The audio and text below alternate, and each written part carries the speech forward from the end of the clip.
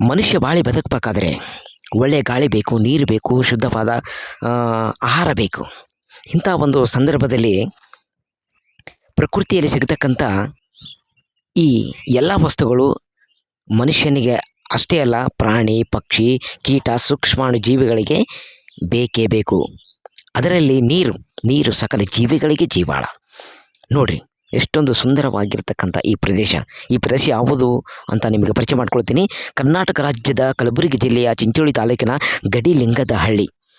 ಈ ಗಡಿಲಿಂಗದ ಹಳ್ಳಿ ಈ ಮುಲ್ಲಾಮಾರಿ ನದಿ ತೀರದಲ್ಲಿ ಇರ್ತಕ್ಕಂಥ ಊರೇ ನಮ್ಮೂರು, ಅಂದದ ಚಂದದ ಊರು ಗಡಿಲಿಂಗದಹಳ್ಳಿ.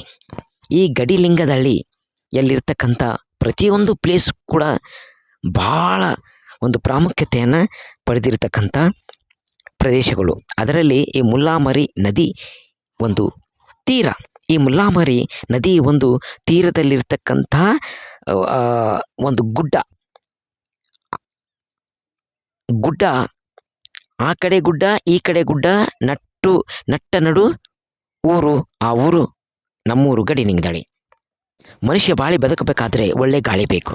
ಅದಕ್ಕೆ ಹೇಳಿದರೆ ಶರಣರು, ಸೌದವ ಏಕವ, 100 ಮೆಡಿಷನ್ ನೀನು ತಗೊಂಡ್ರೂ ಕೂಡ ಒಂದು ಸಾರಿ ಶುದ್ಧವಾದ ಗಾಳಿಯನ್ನು ನೀನು ತಗೊಂಡ್ರೆ ಇದರ ಮುಂದೆ ಯಾವುದೂ ಅಲ್ಲ. ಶುದ್ಧವಾದ ಗಾಳಿ ಮನುಷ್ಯನಿಗೆ ಅಷ್ಟೊಂದು ಒಳ್ಳೆಯ ಆರೋಗ್ಯವನ್ನು ತಂದುಕೊಡುತ್ತದೆ. ಹೀಗಾಗಿ ಮನುಷ್ಯ ಶುದ್ಧವಾದ ಗಾಳಿಯಲ್ಲಿ ಓಡಾಡಬೇಕು. ಇಲ್ಲಿ ನೋಡ್ರಿ, ಇಂಥ ಒಂದು ಶುದ್ಧವಾದ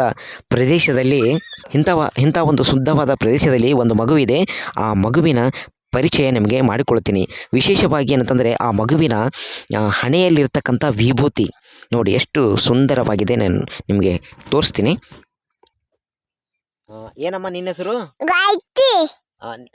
ನಿಮ್ಮ ಊರು ಯಾವುದು? ನಿಮ್ಮ ಪಪ್ಪನ ಹೆಸರೇನು? ನಿಮ್ಮ ಅಮ್ಮನ ಹೆಸರೇನು? ನೀನು ವಿಭೂತಿ ದಿನ ಹಚ್ಕೋತಿ? ವಿಭೂತಿ, ಈ ವಿಭೂತಿ ಯಾರು ಹಚ್ತಾರ ನಿನಗ? ನಮ್ಮಮ್ಮ. ದಿನ ಹಚ್ಕೋತಿ? ದಿನ ಯಾವಾಗ ಹಚ್ಕೋತಿ?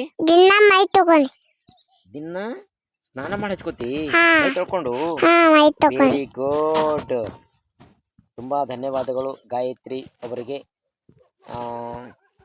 ಈ ಪ್ರದೇಶ ಹೆಂಗದ? ಚಂದದ? ಈ ಹಳ್ಳಕ್ ನೀನ್ ದಿನ ಬರ್ತಿ? ಯಾಕೆ ಬರ್ತಿ? ನೀನ್ ಬಟ್ಟೆ ಒಗಿತಿ? ಹೆಂಗ್ ಒಗಿತಿ?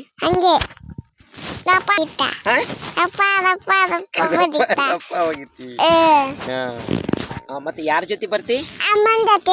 ಅಮ್ಮನ ಜೊತೆ ಬರ್ತಿ? ಮತ್ ಸಾಲಿಗೆ ಹೋಗಲ್ಲೇನು? ಸ್ಕೂಲ್ ಕೂಡ ಹೋಗ್ಬೇಕು. ಇಂಥ ಶುದ್ಧವಾದ ಗಾಳಿಯಲ್ಲಿ ಕೂಡ ಓಡಾಡಬೇಕು. ನೀನು ದೊಡ್ಡವಳಾದ್ಮೇಲೆ ಸಾಲಿ ಕಲ್ತು ಏನೈತಿ? Doctor. Wow, very good, very good.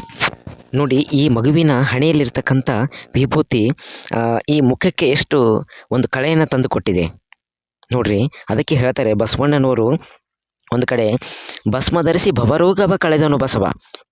ಯಾರು ಭಸ್ಮ ಧಾರಣೆ ಮಾಡ್ತಾರೆ, ಯಾರು ವಿಭೂತಿ ಧಾರಣೆ ಮಾಡ್ತಾರೆ, ಅವರಿಗೆ ಯಾವ ರೋಗ ಬರಲ್ರಿ. ಯಾವ ರೋಗ ಬಂದರೂ ಕೂಡ ಸುಟ್ಟು ಹೋಗ್ತಾವೆ. ಅಂಥ ಒಂದು ಶಕ್ತಿ ಇದೆ ವಿಭೂತಿನಲ್ಲಿ. ಅದಕ್ಕಾಗಿ ಆ ವಿಭೂತಿ ಬೆಲೆ ಯಾರಿಗೆ ಗೊತ್ತದಲ್ರಿ, ಅವರಿಗೆ ಗೊತ್ತಿರ್ತದೆ ವಿಭೂತಿಯ ಒಂದು ಗುಣ. ನೋಡ್ರಿ, ಪರಶಿವನಾಗಿರ್ತಕ್ಕಂಥ ಪರಮಾತ್ಮ ವಿಭೂತಿ ಧಾರಣೆ ಮಾಡ್ತಾರೆ. ಎಷ್ಟು ಅದ್ಭುತ ನೋಡಿ. ಅವರು ಹಚ್ಕೊಂಡಿರ್ತಕ್ಕಂಥ ವಿಭೂತಿ ನಾವು ಹಚ್ಕೊಂಡ್ರೆ ನಮ್ಮೊಳಗಿರ್ತಕ್ಕಂಥ ನೆಗೆಟಿವ್ ಥಾಟ್ಸ್ ಎಲ್ಲ ಹೋಗ್ತಾವ, ಒಳ್ಳೆ ವಿಚಾರಗಳು ಬರ್ತಾವ, ಆಧ್ಯಾತ್ಮಿಕ ಚಿಂತನದಲ್ಲಿ ಮನುಷ್ಯ ತೊಡಗುತ್ತಾನ. ನೋಡ್ರಿ, ಆ ಸಣ್ಣ ಮಗು ವಿಭೂತಿ ಧಾರಣೆ ಮಾಡಿದೆ, ಎಷ್ಟು ಮುಖ ತುಂಬ ಸೊಗಸಾಗಿ ಕಾಣ್ತದ. ಕೆಲವೊಂದು ಕಡೆ ಹೇಳ್ತಾರೆ, ವಿಭೂತಿ ಹಚ್ಕೊಳಿದ್ರೂ ಪರವಾಗಿಲ್ಲ, ವಿಭೂತಿ ಹಚ್ಕೊಂಡಿರ್ತಾರಲ್ಲ ಅಂಥವ್ರ ಮುಖ ನೋಡ್ಬೇಕಂತ್ರಿ ನಾವು ಪಾವನ ಆಗ್ತೀವಿ.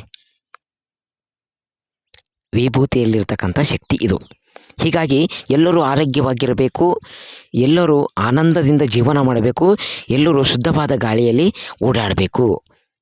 ನಾನು ಮತ್ತೆ ಮತ್ತೆ ಹೇಳ್ತೀನಿ, ಸೌದವ ಏಕವ. 100 ಮೆಡಿಸಿನ್ ತೊಗೊಂಡ್ರು ಕೂಡ ಏನು ಪ್ರಯೋಜನ ಇಲ್ಲ.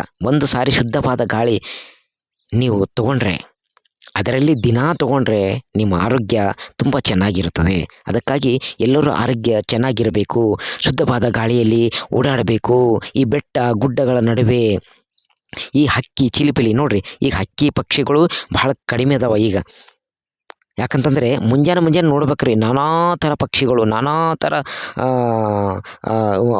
ಏನಪ್ಪ ಅಂದ್ರೆ ಕಲರ್ಸ್ ಬರ್ಡ್ಸ್, ಒಳ್ಳೆ ಚಿಲಿಪಿಲಿ ಒಂದು ಧ್ವನಿ. ಮನುಷ್ಯ ಎಷ್ಟೇ ಟೆನ್ಷನಲ್ಲಿದ್ದರೂ ಕೂಡ ಇಂಥ ಒಂದು ಪ್ಲೇಸಿಗೆ ಬಂದರೆ ಆ ಟೆನ್ಷನ್ ಎಲ್ಲ ಹೋಗ್ತದೆ ರೀ. ಆನಂದಭರಿತವಾಗಿ ಜೀವನ ಮಾಡ್ತಾನೆ, ಆನಂದಭರಿತವಾಗಿ ಸಂತೋಷದಿಂದ ಕಾಲ ಕಳೀಬೋದು. ಯಾಕಂದರೆ ಪ್ರಕೃತಿ ದೇವತೆ ನಮಗೆ ಅಷ್ಟೊಂದು ಸವಲತ್ತು ಮಾಡಿಕೊಟ್ಟಿದ್ದಾಳೆ. ಆ ಪ್ರಕೃತಿ ದೇವತೆಗೆ ಶಿರಸ್ಸು ಅಷ್ಟಾಂಗ ನಮಸ್ಕಾರಗಳು. ಮನುಷ್ಯ ಎಷ್ಟೇ ರೊಕ್ಕ ರೂಪಾಯಿ ಬೆಳ್ಳಿ ಬಂಗಾರ ಗಳಿಸಿದ್ರೂ ಅದು ಭೌತಿಕ ಸುಖ. ನಿಜವಾದ ಸುಖ ಯಾವುದು? ಅದು ಏನು ಕರೆಯದ? ನಿಜವಾದ ಸುಖ ಯಾವುದು ಅಂತ ಕೇಳಿದ್ರೆ, ನಿಜವಾದ ಸುಖ ಒಳ್ಳೆಯ ಆರೋಗ್ಯ ಇತ್ತು ಅಂತಂದ್ರೆ ನಾವು ಎಷ್ಟೇ ರೊಕ್ಕ ರೂಪಾಯಿ ಬೆಳ್ಳಿ ಬಂಗಾರ ಗಳಿಸಿದ್ರೂ ಅದಕ್ಕೆ